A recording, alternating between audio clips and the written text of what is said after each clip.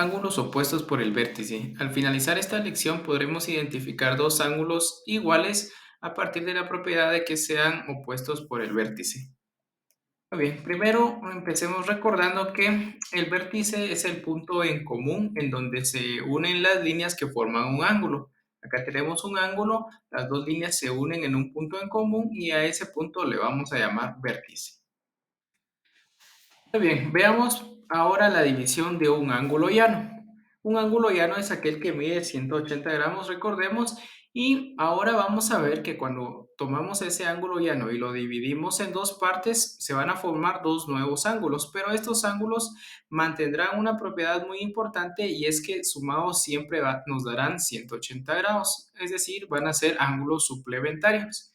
Entonces acá tenemos una línea horizontal. Al medir el ángulo vamos a obtener que tiene 180 grados. Ahora tomamos nuevamente esa línea horizontal o ese ángulo de 180 grados y vamos a dibujar una línea para partir en dos partes este ángulo de 180 grados. Vamos a formar un ángulo 1 y un ángulo 2 en azul. Si los medimos vamos a obtener que el ángulo en rojo mide 50 grados y el ángulo en azul mide 130 grados. Si ahora nosotros sumamos estos dos ángulos, vamos a obtener 180 grados. Entonces, esto siempre se va a mantener. ¿Qué pasa si dividimos el ángulo 180 de 180 grados en el otro extremo? Veamos qué sucede. Tenemos otra vez el ángulo de 180 grados, lo vamos a tomar otra vez y vamos a dividirlo, pero esta vez del otro lado. Vamos a obtener un ángulo 1 en rojo y un ángulo 2 en azul. Al medir el ángulo en rojo nos va a dar 165 grados y el ángulo en azul, el ángulo 2, nos va a dar 15 grados. Si tomamos esos dos ángulos y los sumamos, nuevamente obtenemos 180 grados. Entonces, siempre que dividamos un ángulo llano en dos partes, la suma de estos nuevos dos ángulos que se van a formar siempre debe dar 180 grados. Ahora veamos qué pasa o qué son los ángulos opuestos por el vértice. Cuando nosotros dibujamos dos líneas y hacemos que se crucen, o sea, se intersecten, vamos a formar un vértice y cuatro nuevos ángulos. Tenemos una línea acá, la intersectamos con otra, hacemos que se crucen, se forma un punto en común entre estas ambas líneas y a ese punto en común le llamamos vértice. A partir de este vértice y de estas dos líneas vamos a encontrar o crear cuatro nuevos ángulos. El ángulo A en rojo, el ángulo B en verde, el ángulo C en amarillo y el ángulo D en morado.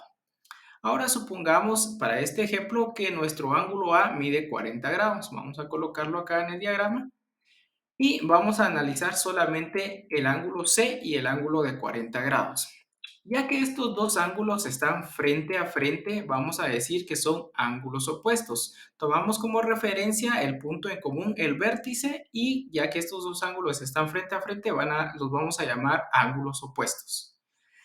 Los ángulos C y de 40 grados comparten el mismo vértice y además estos dos ángulos comparten las mismas líneas, es decir, los segmentos de recta o las rectas que forman cada uno de nuestros ángulos son los mismos para ambos ángulos, el C y el D. Entonces, si se cumplen estas tres características, que los ángulos comparten las mismas líneas, que además están frente a frente y tienen el mismo vértice, entonces a estos ángulos los llamaremos ángulos opuestos por el vértice. Si los dos ángulos son opuestos por el vértice, vamos a tener la muy útil herramienta de decir que los dos ángulos son iguales. Por lo tanto, en este ejemplo, el ángulo C y el ángulo de 40 grados son el mismo ángulo. Entonces, vamos a poder encontrar el valor del ángulo C a partir de esta herramienta y vamos a decir que el ángulo C es igual a 40 grados.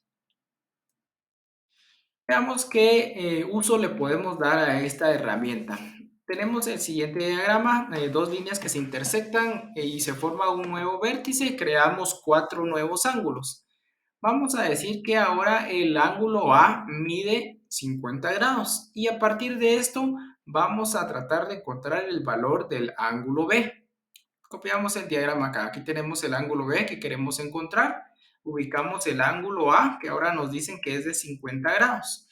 Tratemos ahora de encontrar el ángulo B. Para esto, algo muy útil es no prolongar tanto una de las líneas para darnos cuenta de que el ángulo de 50 grados y el ángulo B en realidad son parte de un ángulo llano. Vamos a borrar la mitad de una de las líneas acá y nos damos cuenta que efectivamente el ángulo B y el de 50 grados forman un ángulo llano. Y la línea en rojo marca la división de estos dos ángulos, como los ejemplos que vimos al inicio de esta lección. Entonces, si el ángulo B y el ángulo de 50 grados forman un ángulo llano, lo que tengo que hacer es encontrar un ángulo o el valor de B para que 50 más este valor me dé 180.